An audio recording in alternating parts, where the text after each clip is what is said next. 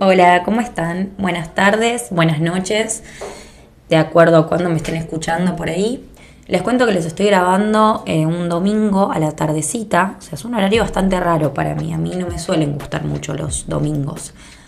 Vieron que Dolina dice que los días de la semana esperan el fin de semana porque es como que en el fin de semana puede pasar algo grandioso, algo especial, como que de alguna manera nos va a cambiar la vida, y cuando llega el domingo a la tardecita nos damos cuenta que nuestra vida sigue igual y que el lunes otra vez tenemos las mismas obligaciones que la semana anterior.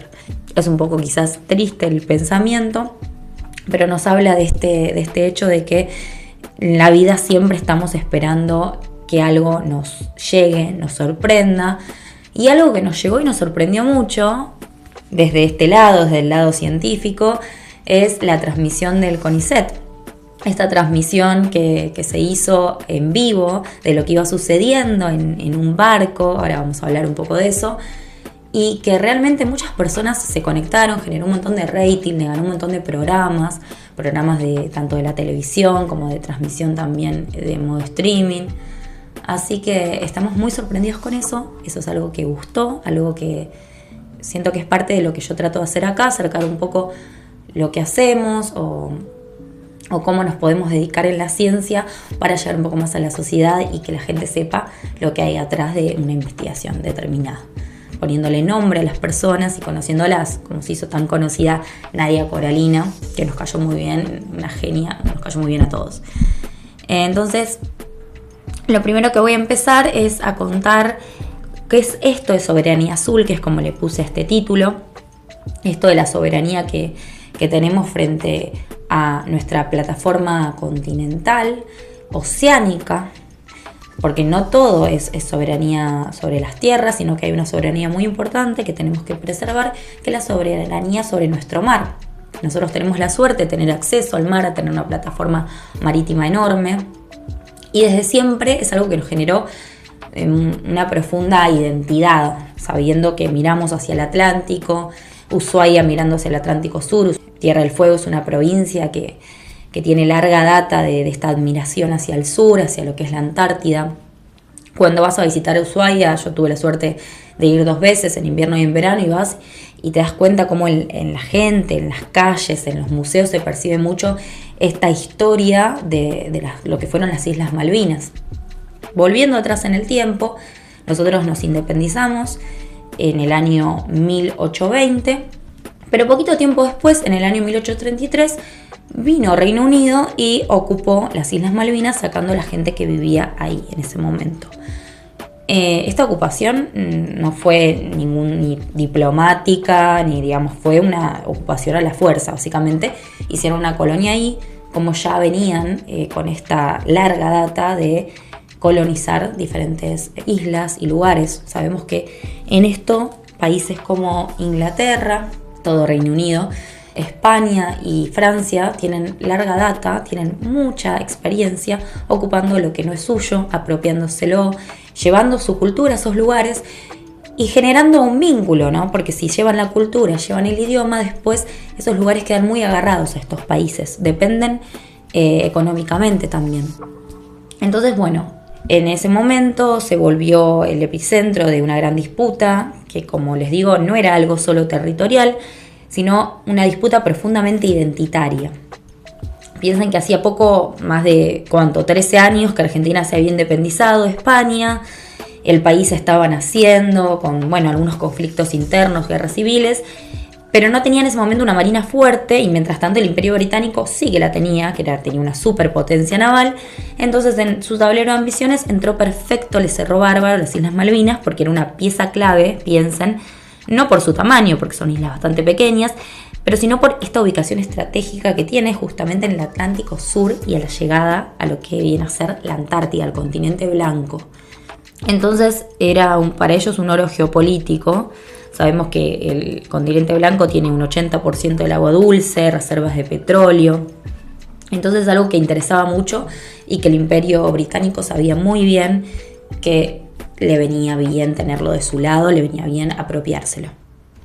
Entonces, como les decía, cuando hablamos de soberanía, muchas veces quizás pensamos en la tierra firme, pero tenemos que pensar también en el mar, en toda la riqueza natural que hay ahí, todo lo que estuvimos viendo gracias al stream del CONICET, todas las rutas estratégicas que se pueden armar, toda esta puerta hacia la Antártida, lo que puede tener de rico la Antártida para querer llegar, para tener un área de acceso más fácil, un control.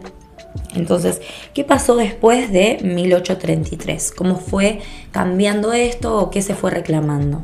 Sabemos que Argentina estuvo bajo una dictadura militar que desde el año 1976 que estaba al poder, las Fuerzas Armadas en ese momento tomaron el poder y durante varios años instalaron este régimen represivo que todos conocemos, con miles de desaparecidos, mucha censura. Ellos eran dueños de los medios de comunicación, entonces eran dueños de lo que se decía y de lo que se escuchaba. Mucha censura también al que pensaba distinto. Había persecuciones políticas y además una economía que se iba hundiendo. Entonces, en todo este contexto político había claras señales de desgaste, había un malestar que se sentía en el ambiente, un malestar en la sociedad y empezaba a perder legitimidad este gobierno que al principio fue bastante impulsado y fue bastante apoyado. Iba cayendo, solo quedaba siendo apoyado por algunos sectores. Entonces, en esto, lo que sucedió es que en la Junta Militar, que en ese momento estaba liderada por Leopoldo Galtieri, busca la salida de apelar al nacionalismo. ¿Cómo apelábamos al nacionalismo? Que es lo que siempre creo que hemos coincidido todos los argentinos, que esto lo vemos hasta en la película El secreto de sus ojos, en la famosa frase de que un hombre puede perder todo, o un hombre puede olvidarse de todo menos de su pasión. Bueno, nosotros tenemos mucha esta actitud muy pasional con el fútbol y con lo que es la patria, esto del orgullo argentino, ¿no? Siempre que nos enteramos de algún descubrimiento argentino, algo, siempre como que sale la bandera ahí de Argentina, el orgullo, y en eso como que coincidimos bastante entre varios sectores, si bien en los últimos años siento que hemos querido volver a ser una colonia, ¿no? y reivindicar a personajes terribles como Margaret Thatcher en determinados discursos, no me voy a detener mucho en eso, pero en general solemos pensar que las Malvinas son argentinas, que hay que defenderlas, que es parte de nuestra historia. En ese sentido no hay tanta grieta, o eso es lo que yo al menos siento, o lo que veo y respiro en el país. Entre todo esto, entonces apelaron y dijeron, bueno, vamos a tomar las Islas Malvinas por la fuerza, sabiendo que, como les decía, para la mayoría del pueblo argentino tocaba una fibra muy profunda. Esto al principio funcionó, o sea, el ejército desembarca en las islas el día 2 de abril, hubo multitudes que salieron a aplaudir en Plaza de Mayo y por unos días hubo mucho apoyo popular, pero esto fue efímero.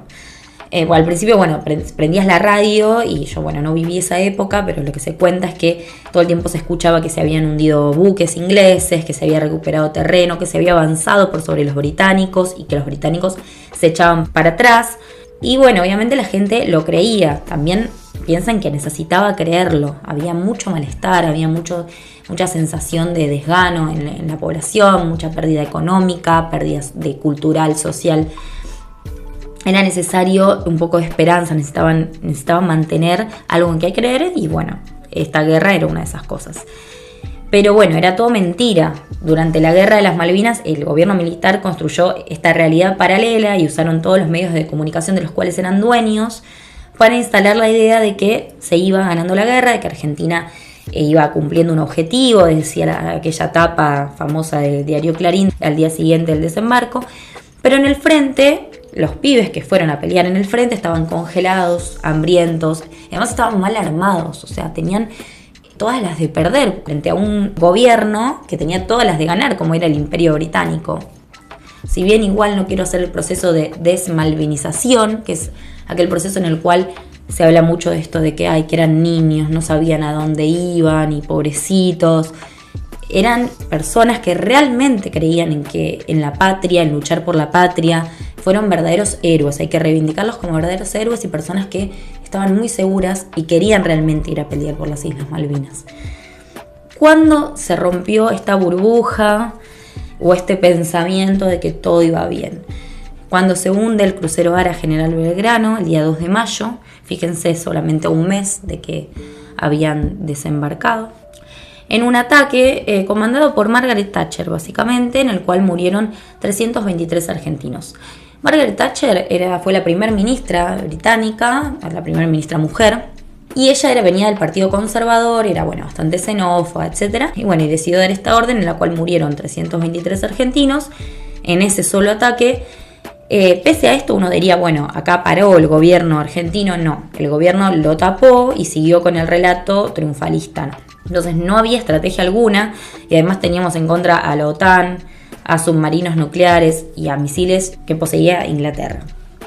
La dictadura nos vendió obviamente un espejismo, pero la historia sabemos que no se borra y que la causa Malvinas es algo que sigue vivo y que tenemos que seguir acordándonos siempre de esto. Gracias a los héroes de la patria. Los héroes que estaban ahí, los héroes que no estaban ahí presentes, pero que ayudaron de miles y unas maneras, muchas mujeres también. Hoy en día las islas siguen bajo el control del Reino Unido, que las considera lo que llaman un territorio británico de ultramar. Yo lo llamo una colonia. Tienen un sistema semiautónomo en las Malvinas, en el cual tienen una asamblea local, pero todo lo que es la defensa, relaciones exteriores y todo lo que es la seguridad están en manos de Londres. Y además mantienen una base militar enorme, tienen muchos radares, tienen aviones de combate. Y Argentina en todo esto mantiene un reclamo diplomático, pacífico, pero constante sobre la soberanía de las islas. Y a lo que me voy a detener es a no aceptar el argumento británico de la autodeterminación. ¿Qué es esto de la autodeterminación?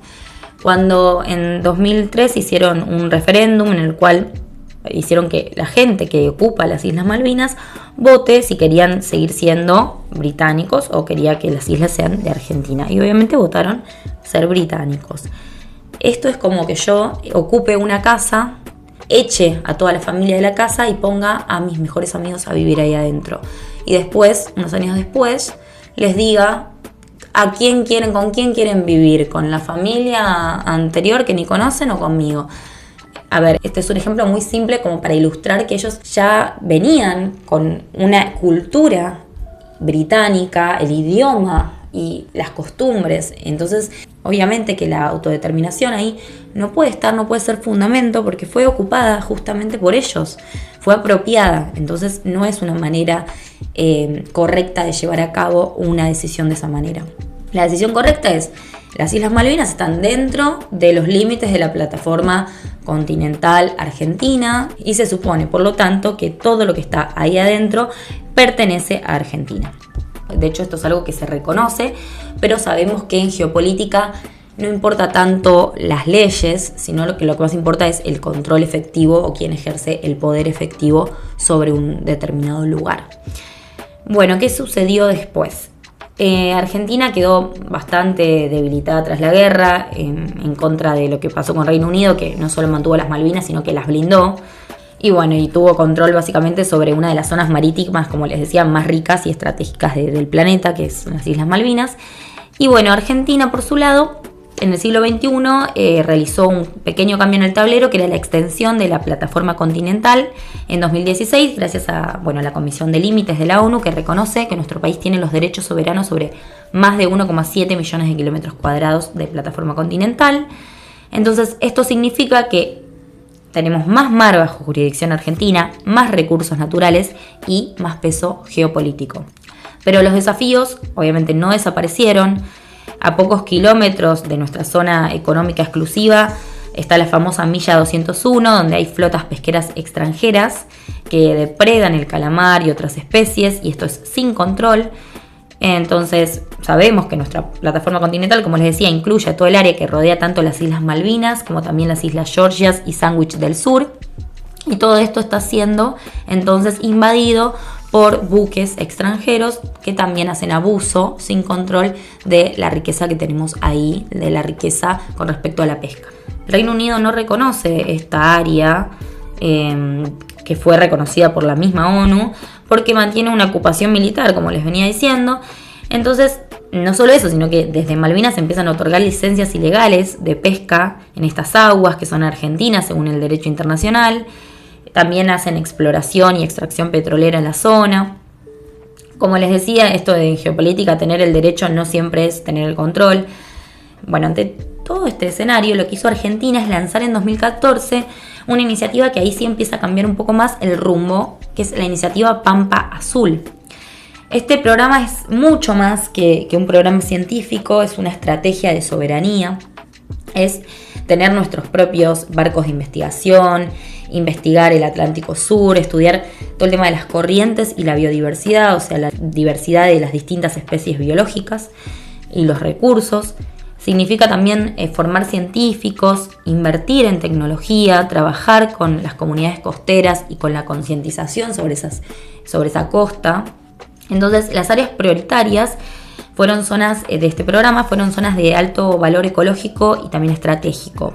Por un lado tenemos el agujero azul, que tiene una biodiversidad única y tiene un papel muy importante en lo que es todo el ciclo del carbono. El agujero azul se encuentra frente a la costa bonaerense, bien mar adentro, y ahí además confluyen diferentes corrientes oceánicas.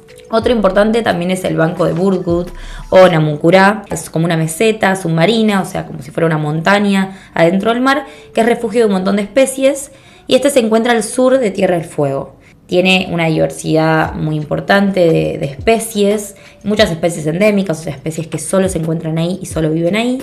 Y por último, dentro de este proyecto también se encuentra el Golfo San Jorge, que tiene una gran riqueza pesquera y sabemos que además tiene un gran potencial energético.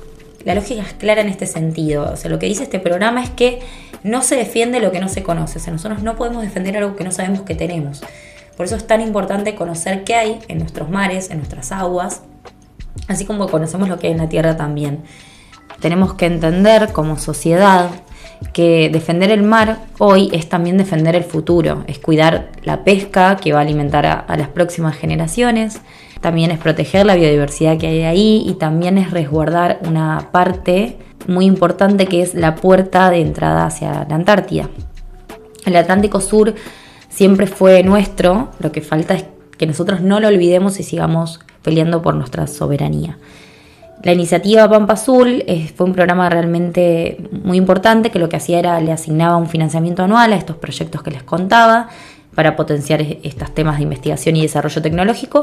Pero ¿qué sucedió? Si bien se relanzó en la década pasada y también celebraron el primer congreso en noviembre de 2023, que hicieron ahí como un balance de los avances que habían tenido y de los proyectos, esta iniciativa hoy, como muchas cosas, adivinen, está completamente desarticulada y sin ningún tipo de financiamiento, si bien todavía está vigente en el marco legal. Pero bueno, como les decía, no tiene esta articulación institucional, ni tampoco recursos necesarios. Entonces a nivel nacional está pasando esto, pero la provincia de Buenos Aires en marzo de este año ha tomado un poco la posta, lanzó el programa Pampa Azul bonaerense, que un poco retoma este espíritu de la iniciativa nacional y se enfoca en todo lo que es la investigación y el monitoreo de todo lo que es la costa bonaerense, que sabemos que es una costa muy amplia, creo que tiene como 1.200 kilómetros de extensión. Y esto lo llevó a cabo la ministra de Ambiente bonaerense, Daniela Vilar, le presentó oficialmente el programa a Axel Kicillof. Y los objetivos entonces son esto de generar conocimiento científico, los que les venía comentando, implementar políticas también para hacer frente a todo lo que es la erosión costera, que es un problema en la costa bonaerense, establecer otro tipo de estrategias también de reducción de residuos en algunas zonas costeras, ahora me voy a meter un poquito más en esto, fomentar la educación ambiental y la conciencia pública. Bueno, y como siempre lo que les digo, conocer para cuidar. Lo que les digo yo no, lo que dicen estas políticas, que me parece que lo tomo porque lo comparto. Entonces, ahora vamos a caer en lo que viene hablando todo el mundo, llegamos hasta los días de hoy, hasta hoy mismo que terminó la transmisión, o sea, hoy fue un domingo doblemente triste porque además de por default ser domingo, terminó la transmisión que se estaba dando desde el barco Falcor 2, en el cual tenían un robot submarino, Sebastian. Este robot, que es del Schmidt Ocean Institute, es un instituto que es fundado por los Schmidt, él se llama Eric y ella Wendy, son dos filántropos que les interesa muchísimo la investigación y han tenido el objetivo de promover mucho lo que es la exploración oceánica avanzada a lo largo de diferentes lugares y países para explorar qué está sucediendo, y ponen esta tecnología de punta, como podemos ver con esos videos 4K, 8K. Era espectacular cuando hacían el zoom, se ponía todo borroso y uno se ponía a esperar qué aparecía después, cómo se hacía la definición y se encontraban pequeños organismos. Realmente desde hace años Schmidt Ocean Institute colabora con centros científicos en todo el mundo para facilitar estas expediciones, y lo que estuvo bueno es que esto fue en colaboración con el CONICET. El CONICET, este grupo de científicos, que son científicos de todo el país, también hay técnicos de afuera, sí, que vieron que hablaban mucho en inglés ahí también en algunos momentos de la transmisión. La mayoría son biólogos. Están los técnicos que estaban totalmente especializados en manejar este robot Subastian de acuerdo a lo que les iban indicando los biólogos, y también había un geólogo muy importante para todo lo que es la estructura de los sedimentos, de las rocas. Vieron que había partes que había más roca, más en el fondo, después teníamos un sedimento que volaba mucho. Bueno, no sé si lo vieron en detalle, pero fue muy apasionante. A los que aplicaron a este proyecto fue el GEMPA, que el Instagram es gempa.ar. Y bueno, como les decía, había científicos de Ushuaia, de Córdoba, de Mar del Plata, de Puerto Madryn, y tuvieron esta iniciativa de hacer un streaming del fondo del agua. Hay tantos streaming hoy dando vueltas, tanto material, pero nunca habíamos tenido algo así. Nunca habíamos tenido algo que interese tanto, ¿no? Hay niños que hicieron videos similares en sus cuartos y que de repente dicen, bueno, cuando sea grande quiero ser biólogo. Y esto era algo que había quedado bastante olvidado, la figura del biólogo y las cosas que puede hacer un biólogo, y más todo esto de biología marina. Particularmente yo tengo una debilidad con la biología marina porque en un momento estudié biología para ser bióloga marina y después me fui para otra rama, pero es algo muy apasionante porque siempre es apasionante explorar lo que no se conoce en ese sentido. Así que bueno, esto fue en la costa de Mar del Plata, 300 kilómetros, bastante mar adentro, y la profundidad llegó hasta 4.000 metros, una profundidad muy profunda, para que valga la redundancia. Piensen que la fosa de las Marianas, que es el lugar, bueno, al menos lo que se conoce hasta ahora como el lugar más profundo, tiene un poco más de 10.000 metros de profundidad. Así que bueno, esto también es sumamente profundo, teniendo en cuenta que además a esos metros la temperatura es de 2-3 grados, hace mucho frío, y la presión es muy alta, es más o menos 300 veces la presión que tenemos acá, atmosférica, al nivel del mar. Por lo tanto, hay organismos que están muy adaptados a determinados ambientes, a estos ambientes extremos del fondo. Organismos bentónicos se llaman estos organismos del fondo. Y un poco lo que iban contando ahí en el streaming, que bueno, yo les cuento un poquito acá si no lo vieron, y también para seguir hablando de esto que está buenísimo, es que a más de 200 metros ya no llega la luz del sol. Entonces no hay más clorofila y no hay más fotosíntesis, entonces todo lo que vemos son organismos pertenecientes al reino animal. Había un montón de invertebrados. Yo personalmente me acordé cuando vi Invertebrados 1 en la carrera, que ahí veíamos todos estos organismos que de repente nombraban. Había, bueno, corales, pulpos, estrellas de mar, las ofiuras, que son las parecidas a las estrellas de mar, los pepinos de mar, los anfípodos. ¿Qué más? Bueno, había de todo. Bueno, también vimos peces, algunos peces más raros, otros más comunes, y mucha población interactuando entre sí, ¿no? Cerca de una langosta tenías una anémona, y cerca de la anémona un coral que tenía encima un anfípodo o otro tipo de gasterópodo, otro caracol. Entonces, ¿cuánto conocemos realmente del mar? Esto está buenísimo porque justamente es para que conozcamos. Por suerte no se encontró tanta basura, si bien se vio, bueno, una bota o una bolsa. En general creo que también han dicho personas que estaban trabajando ahí que no encontraron tanta basura, así que en ese sentido estuvo bien. Y piensan que luego este muestreo, después ellos lo que hacen es analizarlo y ver si hay posibles especies nuevas no identificadas previamente. Entonces ahí tienen que estudiarlas, describirlas y además ponerles un nombre. El nombre científico, para que lo sepan, consiste de una palabra que corresponde al género de ese individuo encontrado, más un epíteto específico. Los nombres son en latín. Por ejemplo, nosotros como ser humano somos Homo sapiens. Homo es el nombre del género, sapiens es el epíteto específico. Y generalmente los nombres pueden ser muy divertidos del epíteto específico, cómo se elige y demás. Pero siempre tienen que ser en latín, porque el latín es la lengua universal para referirse a los organismos biológicos. Para que un organismo biológico en cualquier lado del mundo se llame de la misma manera. Pero obviamente después nosotros usamos algo muy rico, que es nuestro lenguaje vulgar, para referirnos a, por ejemplo, el pepino del mar y diferentes especies que en cada país se van a nombrar distinto. Bueno, lo más relevante que se encontró, como les decía, tiene que ver con estos bancos de corales, con hábitats para organismos bentónicos del fondo, que son muy poco estudiados. Y además la recopilación de estas muestras va a realizar estudios genéticos para poder entender también la evolución y la adaptación de esos organismos vivos a la profundidad.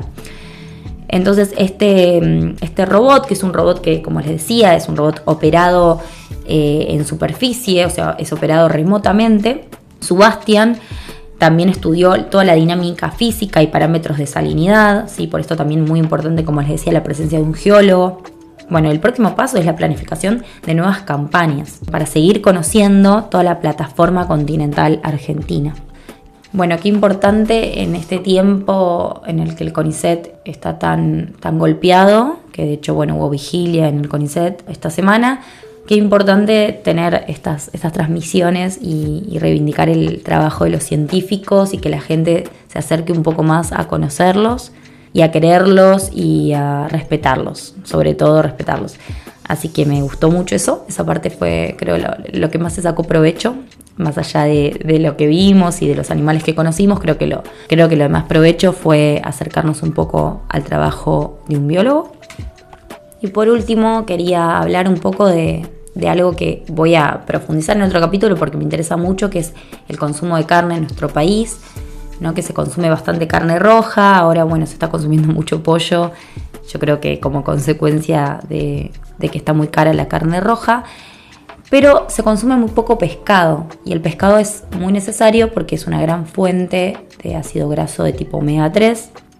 Y justo como hablamos de todo esto de los recursos pesqueros, me quedé pensando en que lo explotamos bastante poco en ese sentido, creo, a nuestra industria pesquera, que estaría bueno reflexionar un poco en eso y en alivianar un poquito también la presión sobre la ganadería intensiva para hacer una diversificación dietaria, una pesca sostenible y llegar también a desarrollar un poco más, además de la soberanía azul, la economía azul, o sea, un desarrollo de empleo en la región que dependa del mar y demás, un poco más profundo. Así que bueno, nada, los dejo con esa reflexión y muchas gracias por estar del otro lado en este capítulo que nos habla mucho de nuestras raíces y de nuestra proyección futura. Les mando un beso.